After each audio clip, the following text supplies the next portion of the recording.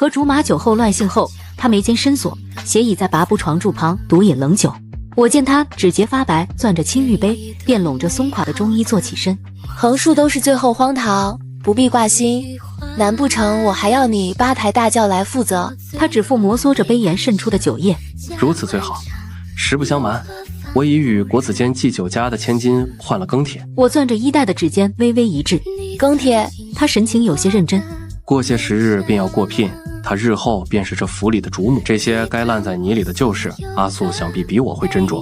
沉默良久，我扯出个笑。放心吧，杜恒礼，我懂规矩。杜恒礼顺手将酒杯搁在窗边，起身穿好锦袍。董事，改日邀几位青年才俊与你相识，皆是清白门第，论品貌才干，未必逊色于我。杜恒礼一只脚踏出门槛，忽然回头，玄色衣襟扫过白釉瓶。阿素，小时候打赌，这话还作数吗？我捻紧袖口刺金的缠枝连纹。自然作数。你大婚那日，我准给你们备上一对纯金鸳鸯枕。他低笑一声，将雕花木门合上离开。过了半晌，我摸到窗边那杯杜恒礼剩的半盏冷酒，仰头灌了下去。这回依旧呛得厉害，辣意从喉头烧到眼眶。我伏在软枕上，渴得浑身发颤，枕缘渐渐阴开一片湿痕。暗恋杜恒礼第几年了？约莫是第5个年头。浑身酸疼被心口抽紧盖过。我们常并肩逛西市，挑新到的岭南荔枝，回府蒸玫瑰酥，煮桃花酿，窝在暖阁矮榻上下棋。他每次南下巡盐归来，总会给我带香珠钗环。年复一年，我竟昏头陷进这错觉里，从头到尾不过是我自作多情。我便在这一日无师自通地学会了独酌。一日正是除夕，我们全家如往年一般去杜府守岁。推开朱漆门时，我倏然顿住。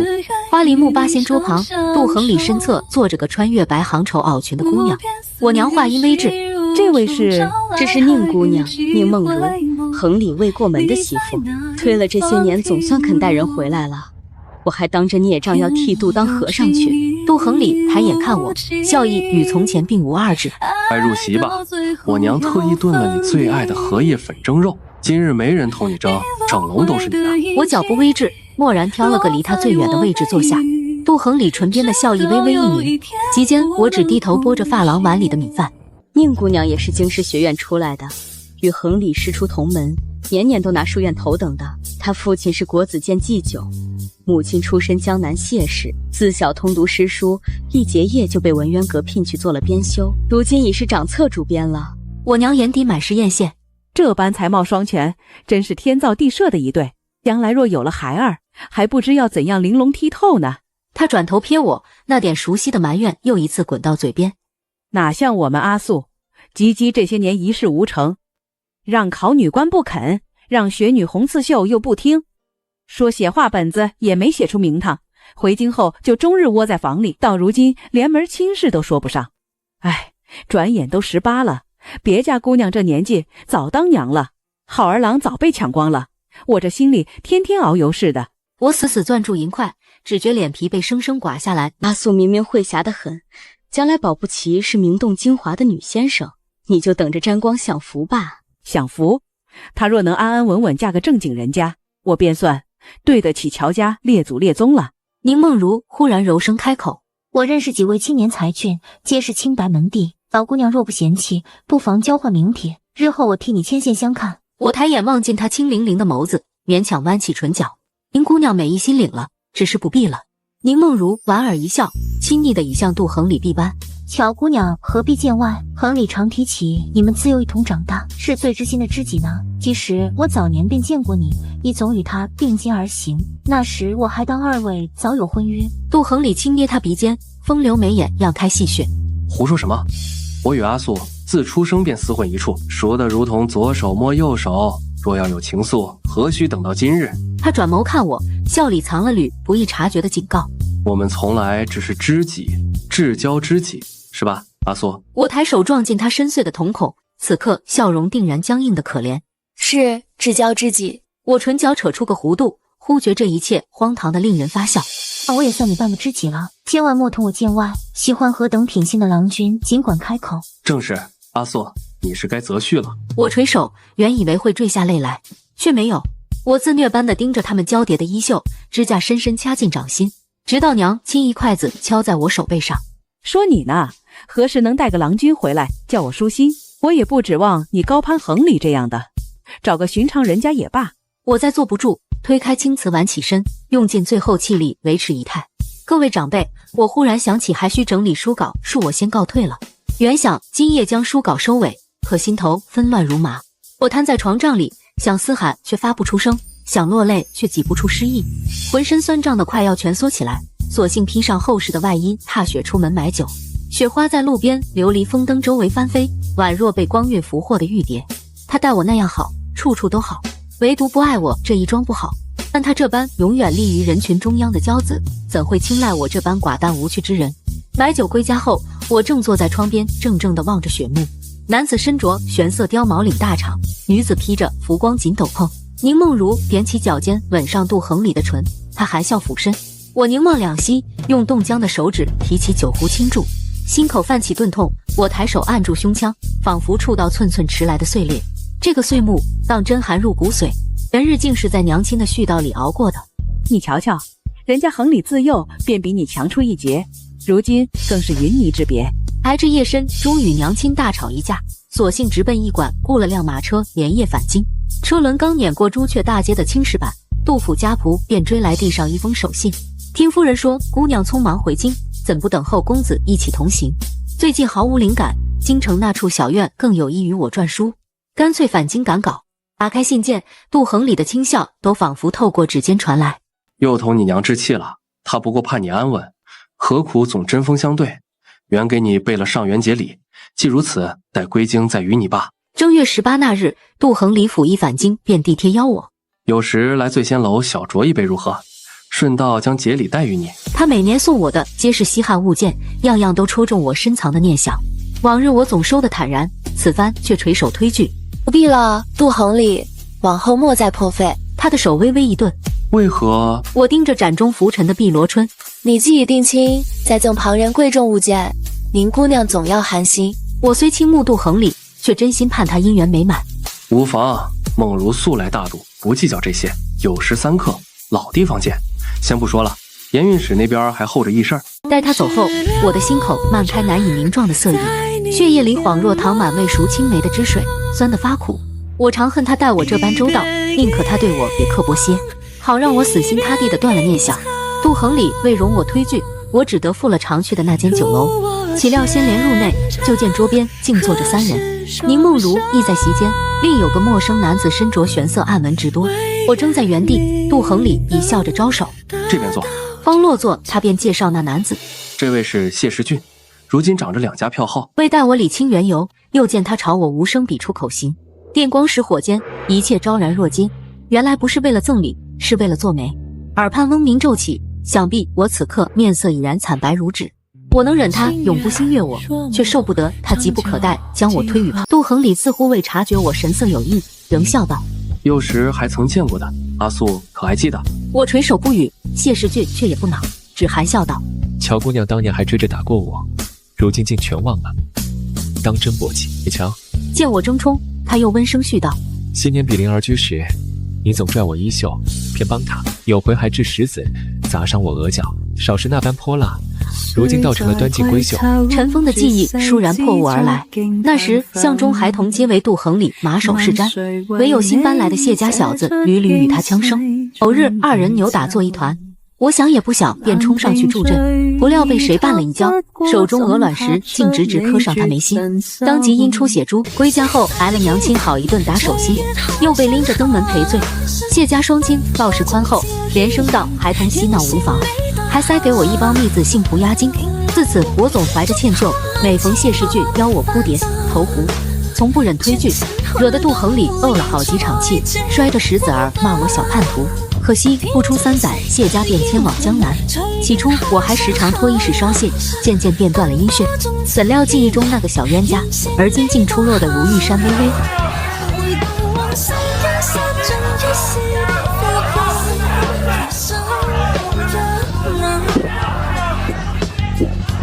前日偶遇与他叙旧，听我提起你，他便说不如小聚。对了，杜恒里自袖中取出锦盒推来，竟是支持金镶玛瑙鸢尾不摇。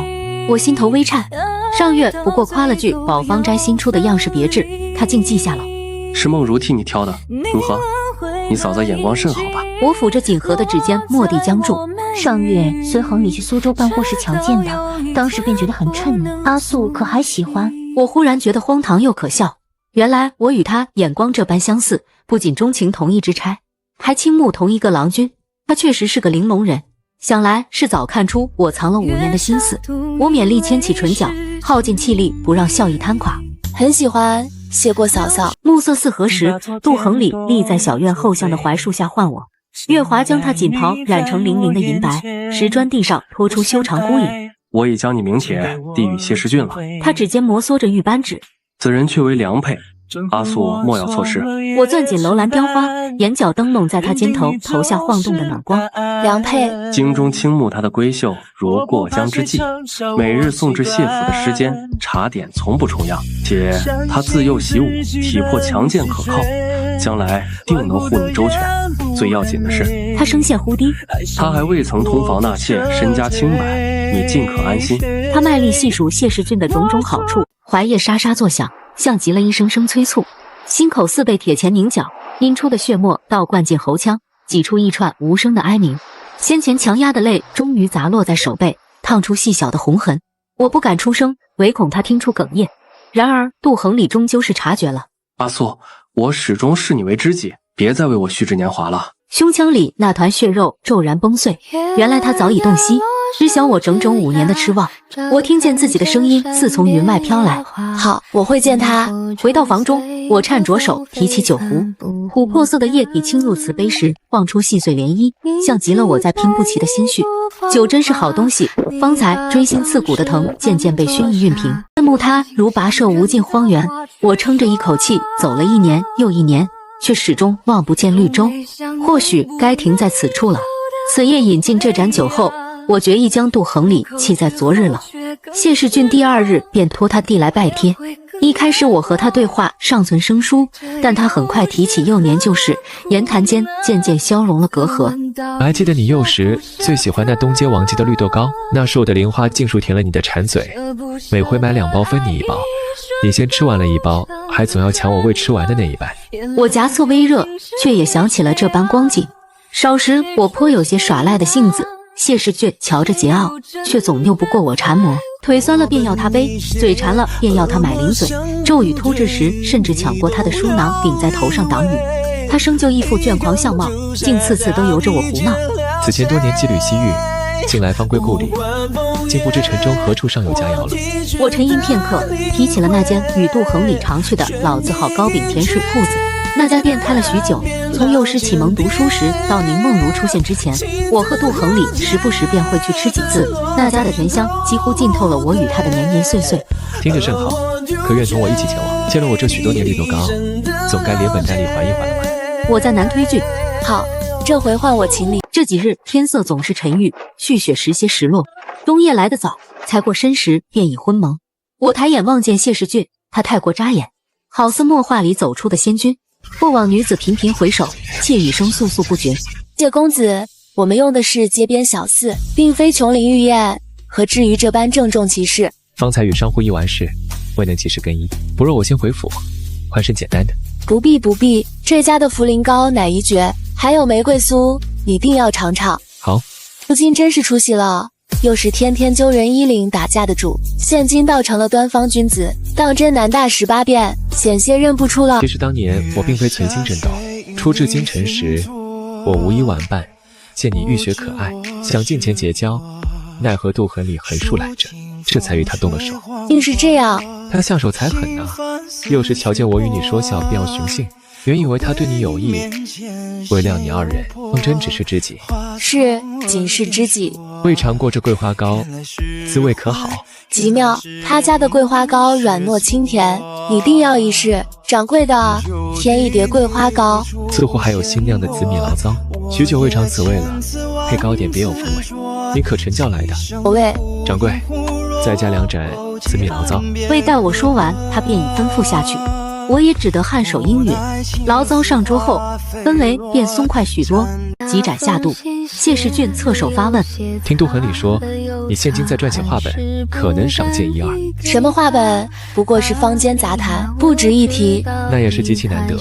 我早年亦试过撰写唐寅笔试那样的公案传奇，可惜写了数回便搁笔了。你也爱读唐寅笔试，我每回皆要追买的。记得少时你做策论就极其领袖，如今定然更正妙。我明白他说的都是客气话，可眼下身边根本没人看好我的选择。爹娘总怪我不好好找正经差事，杜恒礼更是从来没把我写的东西放在眼里，身边连个说句还行的人都没有，所以哪怕是句客气夸奖，我也觉得心头一暖。和谢世俊聊天很轻松，他总能找到话题，加上几杯醪糟下肚，我们越聊越高兴，居然连下次一起去游玩都约好了。时毕，谢世俊召来侍从低声吩咐，不过片刻，一架悬着谢字灯笼的青梅马车便驶至铺前。你如今住在何处？车帘垂下时，他始终以手护住香沿，夜风卷着檀香气息掠过车围。我报出住处后，他颔首命车夫缓行。马车停稳在我家小院门前时，他率先跃下车辕，接过卷灯为我照路。暖黄光晕圈住石阶上零星青苔。今日很是高兴，多谢阿素了。我海里道谢，听得他轻声补了一句：先前说好一同出去游玩，可别忘了，到时我来寻你。他说完才转身登车，帘帷落下时，犹见那双琉璃似的眸子在灯影里微微一弯。我推开院门时，看见杜恒礼独坐在院内梅树边的小石亭中，墨色大氅上积着未拂的雪粒，石岸一盏孤灯将他身影拉得寂寥。他抬眼时眸色沉郁。你这一整日去何处了？我寻了你大半日。我攥紧袖口低声道：只是出去随意走走。他打断道：西街新开了家糕点铺，陪我去尝尝吧。我垂眸避开他的视线，不去了，方才已同谢世俊出去吃过了。风卷着雪屑掠过屋檐，灯影在他眉间骤然一凝，他声音像是淬了冰。谢世俊，你与他才见上一次，便同游共食了。我轻声道：不是你将他引荐于我的。夜风穿过枯梅枝桠，他侦查的手倏然顿住。那也是他送你回来的，他知晓你住何处了。你现下独自一人在京，岂可轻易让人知晓门户？若他存了歹意，该如何是好？我蹙眉回道：不是你将他夸得天花乱坠，说什么家世清白、体贴可靠的吗？他骤然噤声，半晌生硬转开话头。他带你尝了何种吃食？我做的东，去了我们常光顾的老铺子。他声调陡然拔高，惊得枝头积雪簌簌而落。你带他去了我与你常去的铺子，有何不妥？无妨。原以为那般家底的人物，至少该邀你去八宝斋那般金贵的地方。今夜的他自知我因先前的几杯醪糟昏昏欲睡，再难应付。你我往日不也常去那铺子？杜恒礼，你究竟想说什么？梅枝在雪中发出脆响，他静默良久才道：罢了。墨色身影倏然拂袖而去，碾碎满庭月影。要给元宝洗澡的时候，我可真犯了愁。元宝是我和杜恒礼从前一起捡的流浪猫，后来就一直养在我这儿。它脾气大，一沾水就拼命扑腾，又抓又咬的。以前送去专门梳洗的地方，人家一看它那凶样就直摆手。上次挠得我满手都是血道子，疼了好几天。可杜恒礼既已定了亲，再换他来我院中帮忙洗猫，终究不妥。我还是雇人给谢世俊传了话，就是这么个事，你要是不方便也没关系的。没想到谢世俊特别爽快，跑腿的没一会儿就带回了信。这有什么？我一会儿带点鱼干过来，保准让他乖乖听话。一炷香后，谢世俊龇牙咧嘴的撩起袍角，盯着腿上的红痕抽泣。阿素说真的，这小猫的爪子真该列入兵器谱前十。元宝倒很亲他，全因谢世俊一进门就掏出一包炸小鱼干，谁知元宝一见水就发了性子，猛地窜起来往他背上扑。万幸他在最后一刻用手撑住了墙，虽未彻底压住我。窄小的浴房里水汽氤氲，皂角与薄荷草的气息被热气蒸得浓郁潮湿。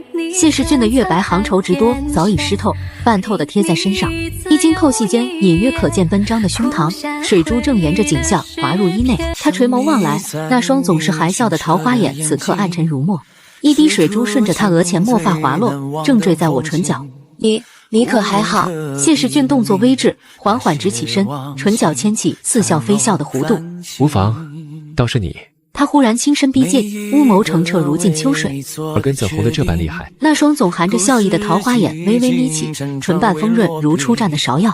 阿素，你莫非是染了风寒？我只觉浑身血液轰然涌上面颊，几乎是手脚并用的跌出浴房。忽然想起灶上还煨着汤，一下的劳烦你了。身后传来一声低低的轻笑，如雨间扫。元宝爱玩，总是寻些脏兮兮的角落打滚。此后，谢世俊又来了好几回帮元宝梳洗，每回都带不重样的礼物登门。今日是木天了渣的毛球，明日是杨汝宁的酥酪，后日又是烘得香脆的小鱼干，惹得元宝见了他比见我还亲热，没出息的认了新爹。谢世俊也乐得应下这名分，竟真寻人将腰间玉坠印刻成了元宝爹。这日我正抱着元宝在院中晒太阳，却见杜恒礼提着锦袋立在竹篱外。你怎么来了？我讶然，许久未见元宝，也该沐浴了吧？他晃了晃手中布袋，新制的橘皮皂角，还有他最爱的露露干。你这当娘的心大，我不提便不记得找我。他俯身欲抱猫耳，忽又挑眉，毛色看着倒是还很光亮。元宝，到爹这儿来。自捡到元宝起，杜恒礼便总以爹爹自居，说元宝是他半个闺女。起初我尚暗自窃喜，悄悄自称元宝娘亲，可如今听他这般说，只觉心口莫名稚闷。元宝原本兴奋地竖起尾巴朝他奔去，却在即将扑入杜恒礼怀中时猛地转弯，擦过他衣摆，一头撞进后方谢世俊的怀里。元宝可是想爹爹了。杜恒礼唇畔笑意骤然凝固，声音沉冷，你在此作甚？谢世俊仿佛未觉他周身寒意，仍由着元宝蹭他跑脚。来给我家小闺女梳洗。杜恒礼自幼便是八面玲珑的性子，骨子里虽藏着几分傲气。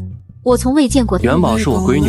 哦，是吗？谢世俊轻抚猫头顶，两个曾称兄道弟的男人目光相撞处几乎蹦出火星。元宝，过来。元宝却只在谢世俊腿边焦躁地转圈。自杜恒礼定亲后，已有2月未曾来看他。元宝幼时曾跌伤过头，记性向来差得很。往日我有时外出几日，将他托与邻居照看，归来时他竟躲在柜底哈我，足足半日才认出我来。太久不见，他早已不识杜恒礼了。杜恒礼面色欲沉，猛地伸手去扯元宝颈间红绳。元宝幼时流浪，长发欺凌，虽生的圆润，却胆小如鼠。当下吓得直往谢世俊跑摆后缩。杜恒礼，你惊着他了。杜恒礼却似魔怔般攥紧红绳不放。没良心的小东西，元宝，我是爹爹啊！当年是谁将你从雪窝里捡回来？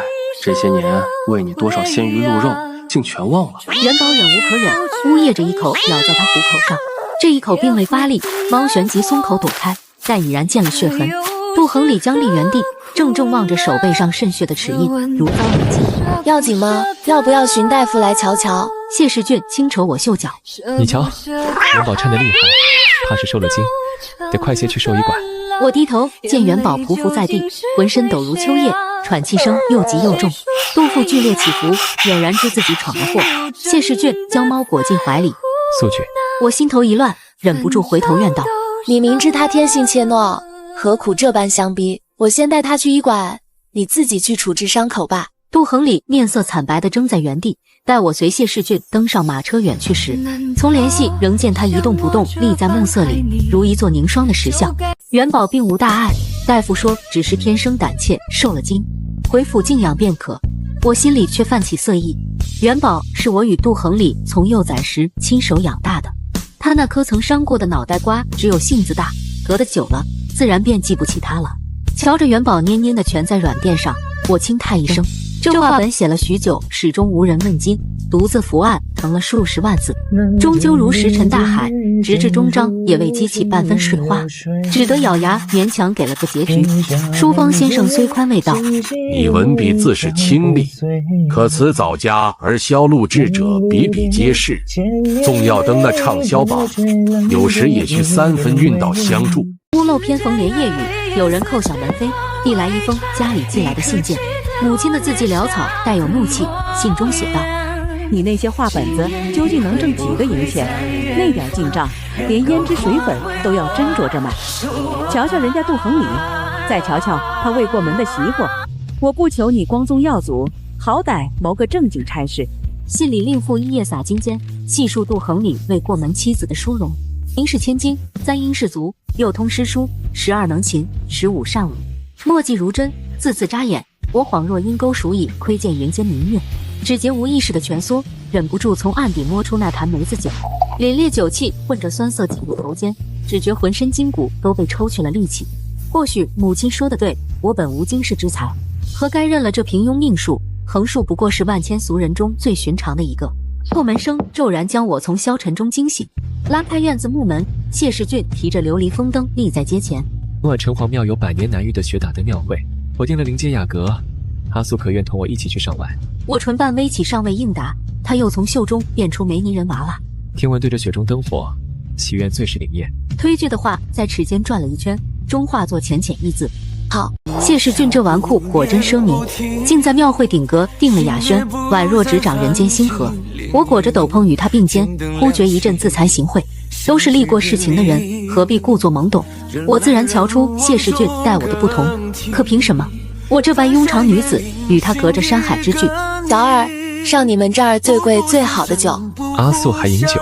不知何处窜起一股逆反心，我故意挑眉。自然，酒瘾大得很，怎的容不得女子饮酒？怎会？饮酒本就是雅事。他正欲唤小二，却见伙计陪笑近前。对不住二位，顶尖的酒都被订空了，只剩这最后一小壶桑洛酒了。他接过那只巴掌大的瓷壶，替我斟了满杯。尝尝。我低头串饮时，他忽然轻身靠近，就着我手中的杯缘抿了一口。我一怔，壶中只剩这些，不会小气要独享吧？况且最后一杯可是我让与你的。阿素，你可知上月我归京时便曾见过你了？何时？那日西市有对男女争执，男子突然掌过女子，唯有你像个愣头青般冲上前。我倏然忆起却有此事，当时吓得我指尖发颤，而今想来，那人竟是谢世俊。你自幼便是这般性子。当年我与杜恒礼厮打时，唯你冲上来，见我被欺负，你气鼓鼓地护在我跟前。他说着，不知从何处取来狐裘，将我俩严严实实裹作一处。乔西素，我确实心意于你，从前少时便喜欢你，长街重逢更是庆幸。你或许不知自己多好，我总能看见。他指向窗外那片升空的雪中灯笼。阿素于我而言，就如这满城明灯，万千灯火如星河闪耀，璀璨夺目。我怔望着上升的闪闪灯火，他含笑轻抚我发顶。祈愿吧。忙闭目合掌，心中默念。我贪心的续到良久才睁眼，正好撞见谢世俊含笑的桃花眸里。你许的什么愿？他不答，只微微轻身垂眸望向我唇畔。酒只剩最后一口了，阿素可要共饮？耳畔心跳如擂鼓，要。青瓷杯沿抵上我唇瓣。下一瞬，他滚烫的拇指轻抬我下颌，桑洛酒的干裂倏然渡入口中。呼吸被攫取时，我无力后仰，他反手扣住我掌心，食指交握。窗外雪与灯闪出铺天盖地的光。谢世俊舌尖拭去我唇边酒字。如此，我们现下算何等关系？你待如何？若由我说了算，那我便说，此刻起，阿素便是我未过门的娘子。不答话，我便当你允了。身后忽然传来杜恒礼的声音，惊得我心跳漏了一拍。阿素，你可还记得今天是什么日子？我倏然回身，脑中一片混沌。什么日子？今日我生辰，你就忘了？我这才猛然惊醒，竟忘得干净。对不住，我实在。离免了，酒菜都备好了，独缺你，随我走吧。往昔种种温馨霎时涌上心头。既已定亲，我在独往你府上恐惹非议，往后便让您姑娘陪你吧。阿素，再过一会儿，这些灯怕是要熄了。杜恒礼在听见他声音的刹那骤然沉默。究竟因我定亲不便，还是你根本不愿来？我与谢公子的确有约在先，祝你生辰极乐，贺礼日后补上吧。他猛地提高声量，怒意难掩。谢世俊，又是谢世俊，我们情分竟抵不过你与他寥寥数面。我只觉荒唐至极，这一刻我竟觉从未真正识得他。自然，他如今是我未婚夫婿。此际之中，杜恒礼喉间挤出破碎的音节。你们已定终身？是。当日不是你亲手将我推与他相识的吗？如今恰如你所愿。一股带着恶意的快意涌上心头，我轻笑。他却如你说的那般好，倒要多谢你成全，否则我怎觅得这般良人？杜兄美意，改日我夫妇二人必举铁相邀，共饮一杯鲜美酒。3息之后，远处传来杯盏质地的碎裂声。我望着杜恒礼离开的方向出神。阿素莫为杂事扰心，正是灯火最耀眼时。我已进他怀中轻应。好。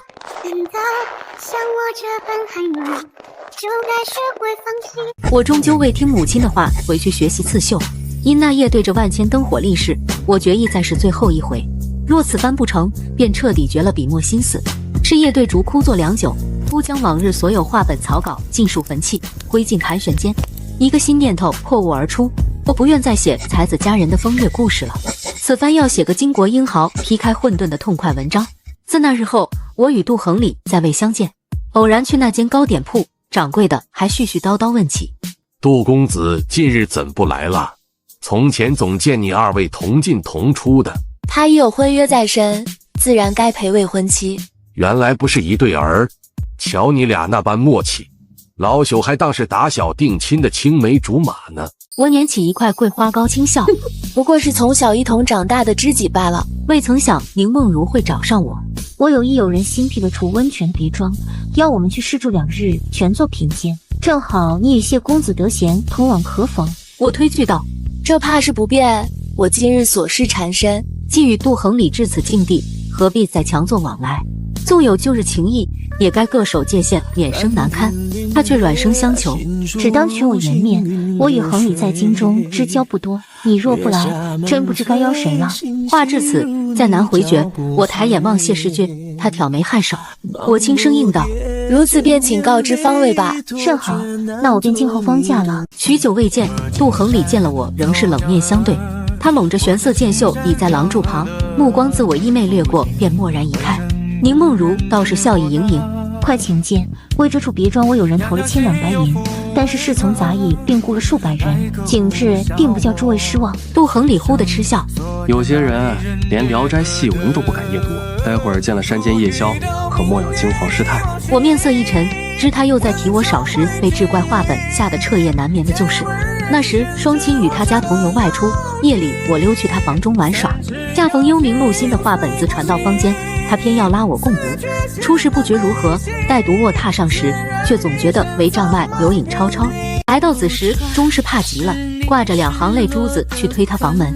杜恒礼我能否与你同榻？他惊得拽亲掩住半场的中医，耳根通红。同榻成何体统？我抽噎着怪他，都怨你非要看那志怪画本，现下我一闭眼尽是鬼影。他嘴角抽动，似要笑，见我真落了泪，又强忍住，叹着气往里挪了挪。上来吧。待我缩进锦被，他生硬地拍我肩头，声线放柔。你怕什么？有我守着，明早带你去吃你最喜欢的乳酪酥。我含着泪蜷在他身侧，所有惊惧竟真消散无踪。至今仍记得翌日晨光熹微时，我迷蒙睁眼，正撞进他琉璃般的眸子里。他知意侧卧，笑时唇角勾起。哟，小怂宝醒了。金芒落在他压青睫毛上，扑簌簌地骚过我心间。晨光中听见心跳如擂鼓，那是我头一回知晓，我喜欢上杜恒礼了。原来喜欢一个人是这般滋味。诚如宁梦如所言，这别庄恐怖乌鸡关耗资甚巨。我吓得死死攥住谢世俊的袖角，掌心沁出薄汗。宁梦如面色发白，紧挨着杜恒礼，他面沉如水。我强压惊惧，不愿失态，将至出口时刚松口气，却听暗室内蓦然响起急迫声，轻摆手扣住我脚踝。女鬼缓缓抬头，梁上吊死鬼同时扑下惊笑。我与宁梦如惊得魂飞魄散，混乱间齐齐向后栽去。又在我即将坠地时，2双手自左右同时探来。阿苏莫怕。时辰已到，我侧手，只见杜恒礼双臂仍僵直地朝我伸着，宁梦如跌坐在他足边，面色苍白如纸。可曾伤着？他竟不接话，只阴鸷地盯着我与谢世俊。谢世俊坦然迎上他的目光。杜恒礼，你莫不是错将我当作梦如了？宁梦如默然自立，拂袖转身而出，再未看杜恒礼一眼。宁梦如当夜单独邀我至茶室相见，她眼尾泛红似哭过，仪容却依旧端庄。我与杜恒礼解除婚约了，可是因白日别庄之事，他许是慌乱中错认了。你当我真寻不到伴游别庄？今日邀你，本是想试他一试。近月来，他终日沉着脸，自得知你与谢公子定情后，他便一直是这副模样。茶盏在他指尖轻颤，我争冲。宁梦如唇角弯得勉强，他垂手苦笑，一滴泪砸在靛蓝锦缎周围上，晕开深色的痕。我茫然。宁梦如拭去泪痕，抬头，她唇边浮起惨淡笑意。好几回，我见他对着你们少时共会的画卷出神，摩挲着你葬他的就越绝。定是你看错了，当初分明是他推开了你，是吗？若真有心，怎会轮到我？我也曾以为他待我疏离，唯独待我见了高堂，后来才发觉，他记不得我为寒季冰饮，却总念叨你受不得桂花香气，口口声声说不在意，可席间目光永远追着你转，嘴上盼着你的良人，真见你与谢公子相伴时，连指节掐出血痕都不自知。如今我才懂，他并非心于我，只是觉着我最配不上他，最相配的从不是最心爱的。自始至终，他心之所向皆非我。你是说他心仪于我？可若当真有心，为何当年拒我于千里？为何要将谢世俊推于我？不知许是天妒完人，杜恒宇这般算无一策的性子，偏在情字上昏了头，非要等你转身离去，才惊觉错失了什么。今日邀你游庄，既想印证猜想，又怕猜想成真，结果他明明正与你冷战，一听你要来，当即应允。杜恒宇这般人物，岂会真心喜玩闹？此前已回绝我数次邀约，他又怎会错认你？他分明一眼就能辨出你，因他目光从未真正离开过你啊！我怔作无言，头间似被棉絮堵住。宁梦如已敛了泪意，轻下一口茶，笑道：归府后，我与他提了解除婚约，他为挽留，倒似松了口气。他说这话时，下颌微扬，眸中如有星火灼灼。不日我便要去往西域了，如今中原既无牵挂，也该全心经营事业了。杜恒礼迟早要来寻你，他是个连自己心意都看不清的蠢材，轻易引他，我也想瞧瞧他追悔莫及的模样。他起身逼近一步，眼尾泛红却含笑。他挥袖转身，云锦披风，掠起清风，走了。草木清气混着香火味扑面而来。我心情稍悸，拉着谢世俊兴致勃勃登顶入寺，恭恭敬敬上了3炷香。待我出殿时，却见他已在廊下买了桃木许愿牌，正提笔书写。许的什么愿？牌上工工整整刻着4字，白首不离。心头蓦地一软，可要同许愿。我接过木牌，写下心愿，却未立即挂上，反走向垫脚一株老槐，在低垂的枝桠间细细翻找。旁侧的杜恒礼突然面色发白，似想起什么。不过片刻，我便寻得了那年深陷于此的旧牌，这是3年前吉基理财过的时候。木头塑的泥胎也值得世人跪求，我想要的东西自有手段去争来。我也不理他，自己掏铜钱买了2块桃木牌。哟，我们阿素还有心愿要托付神仙，是想嫁个状元郎，还是盼画本子有人赏识？我背过身去，一笔一画刻得认真。他终究耐不住好奇，凑过来要看。我却飞快地记到了最高的树枝上，记得那要紧：3年风吹雨打，唯有心月你3字还依稀可辨。我踮脚猛力一扯，木牌落进掌心。你却见我扬手将木牌掷向云海翻涌的深涧。簇新的木牌被稳稳挂上枝头，愿笔墨通达，著书传世，自在随心。杜恒礼未与我们同归，我并未在意，当夜便与谢世俊乘马车返京。不知是否其愿显灵，我的文名竟真见起。从前总觉你写的缺了筋骨，如今砥砺求进，书上愿出3000两购刊印权，手作有此价已属难得，你可愿应？我抱着袖枕在榻上连滚3圈，与谢世俊分享喜讯后，正欲提笔续写新章，忽然听见叩门声急急响起。透过门缝窥见杜恒礼形容潦倒，面色潮红，眼底压青，锦袍襟口沾着9字。你这是怎么了？杜恒礼颤着手举起异物，那块被我抛入深涧的褪色木牌。寻回来了，在山涧里摸了2日2夜。阿素，木牌既已找回，你可愿再回头看看我？杜恒礼，我现下只是你为故交，莫再为我虚掷光阴了。他这般玲珑心肝，岂会不记得？故而那泪才倏然滚落。我退后半步，出门缓缓合拢，将他眼底星火彻底隔断在夜风里。我脑中纷乱如麻，归家时见杜恒礼已在门廊柱旁，心头骤然一紧。昏黄灯笼下，我们蓦然对视，他一身玄色剑袖，长服领口锦束，通身沉暗，更衬得眉目凛冽。你来作甚？我与宁梦如解除婚约了。他垂眸看我，眼影轻附在他面容上。如今你可愿与我何干？我下意识退后半步，他却步步逼近，将我困在廊柱阴影间，高我近一头的压迫感笼下来，无处可避。谢世俊非你良配，与他断了吧。他如少时那般伸手欲抚我鬓发。我想明白了，乔西素，我心悦你，你亦曾心目于我，我们何该在一处？杜公子未免太过自负，我早对你无意，如今心属谢世俊。心属？他唇边浮起讥诮。相识半月，谈何真心？他可知你畏寒既生了？可晓得你灌浆梅子糕留到最后才吃？可知你偷哭时爱往袖口蹭泪？他掌心突然贴上我心口，这些年年岁岁，他拿什么与我争？他倏然俯身，将我双手攥入掌心。从前是我糊涂，未能察觉心意，往后岁月必当弥补。我们一如往昔，可好？你既倾慕我这些年，岂能说弃便弃？你当真荒唐！放开！我发觉与他根本理喻不清，在这般，我便唤我未婚夫婿前来。未婚夫婿谢世俊。杜恒礼唇畔浮起染怒的冷笑，猛地将我双腕扣压在廊柱之上。他与你相识几何，也配抬出来压我？另一只手骤然扣住我后颈，强行吻落。我紧咬牙关抵抗，却被他撬开唇齿，欲咬时下颌遭钳制，溢出的水痕被他用粗力指腹狠狠拭去，窒息与屈辱催得泪珠滚落，正砸在他手背。他如遭火灼般猛地后退，我扬手狠狠乖向他面颊，清脆声响中，他偏过头去，竟不闪不避。杜恒礼，你混账！我带着哭腔斥道：你当我是什么？是你豢养的猫吗？厌烦时便随手抛开，想起时勾指便要凑上来。与你皆是平等之人，是曾倾心于你，却不代表可任你轻贱。我绝非此意。他慌乱欲尽，我只是……你如何想与我再无干系？我狠狠以袖试唇，冷眼睨他。既如此，从今往后莫路殊途。我快步闭门落栓，更门飞震响。杜恒礼并未追来，但我知道他仍在门外未离去。背倚门板缓缓蹲身，惯性的想要饮酒一遍，起身去屋内寻酒。手刚触碰到酒杯之时，手又缩了回来。该更深露重时，忽然被急促叩门声惊醒。披衣开门，有人李雨然提着灯笼立在街前。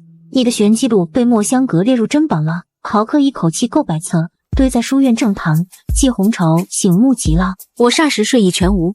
百册那可得耗上千两白银。岂止，掌柜的说那客人还特地嘱托，凡购书者皆赠狼毫笔一支。有人拽着我，袖口直晃。快想想，可是相识的贵人？我怔怔望向窗外，首个想到的竟是杜恒礼，又即刻暗自否定，他素来轻蔑我的画本子。谢世俊更不可能，我从未与他提过著书之事。许是哪位赏识的读者呢？前些年也有富商为捧怡长院，买空3间书铺。总之，你要扬名了。我怔想着珍宝名单，心头因惊喜反倒生出几分惶惑。不敢笑，只怕是黄粱一梦，转瞬成空。但不过3、5日，坊间竟真见起玄机录的名声。先是书院学子争相传阅，后来连茶肆说书人都开始截取片段演绎，直至10日后，李掌柜亲自登门，捧着契书请我定夺，展开书方先生递来的洒金笺。城南故事，城西周家皆欲购刊印权，待君则定后再议。我割下信笺，胸中郁结多年的浊气缓缓虚出，良久，提笔给谢世俊写了短笺。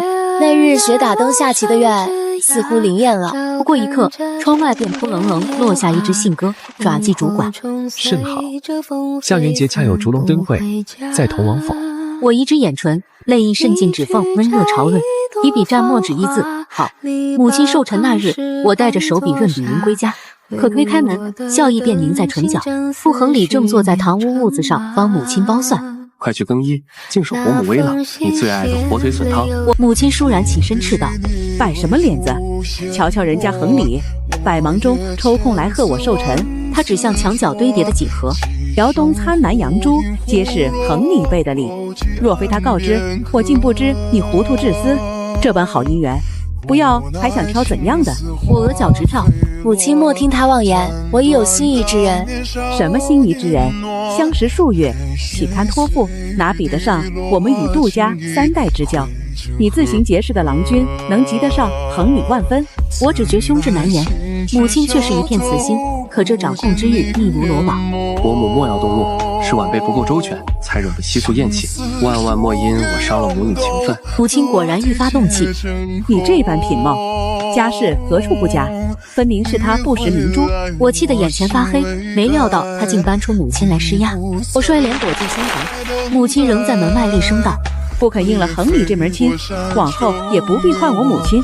你的礼我一概不受，有莫再踏归家门。简直不可理喻，委屈与愤懑交织。我提笔疾书一封，系于信鸽足环。不过半盏茶功夫，窗外便传来扑哧声。谢世俊的回信到了，展开素笺，墨迹凌厉如剑。杜恒礼自有功于心计，比武专挑衣袍遮掩出下手，末了反倒是我挨罚。既相许终身，此关终须共度。阿素，别怕，待我来寻你。谢世俊的信为深陷囹圄的乔希素带来了破局的希望。